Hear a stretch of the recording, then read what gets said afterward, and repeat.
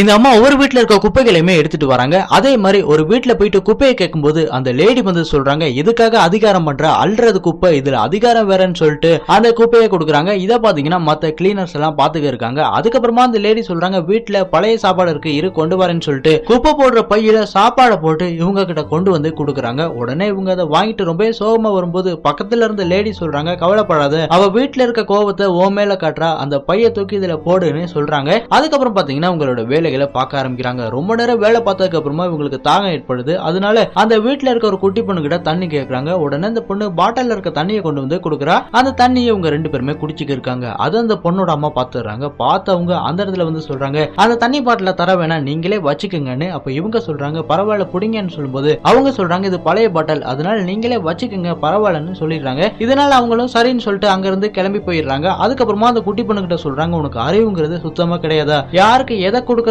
தெரியாதுன்னு சொல்லிட்டு அந்த பொண்ணை திட்டுறாங்க. இப்படியே ஒரு நாள் பாத்தீங்கன்னா அந்த அம்மா அவங்களோட கணவனை கூட்டிட்டு வெளியில வராங்க. அப்படி வெளியில வரும்போது அந்த இடத்துல ஒரு ஆள் வந்து சொல்றான், உன்னை தான்பா தேடிக்கிறேன், கிச்சன் அடைச்சிருச்சு, அதை வந்து கிளீன் பண்ணி கொடுத்துட்டு போன்னு சொல்லும்போது இந்த அம்மா சொல்றாங்க, உங்களுக்கு அறிவுங்கிறது சுத்தமா கிடையாது, ஒரு டாக்டர் வெளியில அவரோட குடும்பத்து கூட போகும்போது இந்த மாதிரிதான் மருந்து எழுதி தாங்கன்னு சொல்லி கேட்பீங்களான்னு. அப்ப இந்த அம்மாவோட கணவன் சொல்றாரு, நம்ம ஒன்னும் டாக்டர் குடும்பம் கிடையாது, அதனால நான் போறேன்னு சொல்றாரு. இதனால பாத்தீங்கன்னா அவங்க அவமானப்பட்டு ரொம்ப சோகமா வீட்டுக்கு வராங்க. இப்படியே நைட் ஆகுது. உங்களோட குட்டி பொண்ணு வந்து பக்கத்து வீட்டு பசங்க கூட விளையாண்டு இருக்கும்போது இந்த அம்மாவோட கணவர் வேலை விட்டு வீட்டுக்கு வராரு. உடனே அந்த பசங்க சொல்றாங்க, உன்னோட வீட்டை கிளீன் பண்ணதுக்கு அப்புறமா கூப்பிடு, நாங்க வாரோம்னு சொல்லிட்டு அங்க இருந்து ஓடிடுறாங்க. அப்ப அந்த பொண்ணோட அப்பா அந்த பொண்ணோட கையை பிடிக்கும் போது அந்த குட்டி பொண்ணு வந்து அவங்க அப்பாவை திட்டுறா. இப்படியே பாத்தீங்கன்னா அடுத்த நாளாவது தீபாவளி போனஸ் வாங்குறதுக்காக இந்த அம்மா ஒவ்வொரு வீட்லயுமே பணத்தை வாங்கி இருக்காங்க. அதுக்கப்புறமா அந்த மோசமான லேடி கிட்ட போய் பணம் கேட்கும் போது அந்த லேடி சொல்றாங்க, இந்த இடத்துல ஒரு எலி ஒண்ணு செத்து கிடக்கு, அதை யாருமே கிளீன் பண்ணல, அந்த வேலையெல்லாம் ஒழுங்கா பார்க்க மாட்டீங்க, பணத்தை மட்டும் சரியா வாங்கிடுவீங்கன்னு சொல்லும் போது பக்கத்து வீட்டுல இருந்த அந்த பையன் சொல்றான், போனஸ் தானே கேக்குறாங்க, அதை கொடுங்களேன்னு சொல்லும்போது இந்த லேடி சொல்றாங்க, இது என்னோட வீடு, அதனால நான் தான் பேசுவேன்னு.